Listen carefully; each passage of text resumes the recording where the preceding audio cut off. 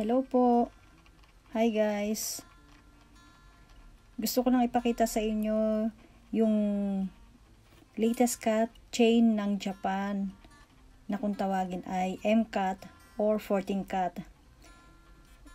Ito yung bagong cat ng chain dito sa Japan.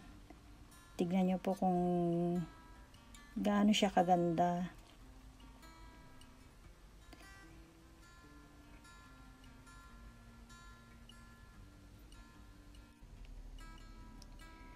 Ito po ay may habang 50 cm at 50 grams na bigat.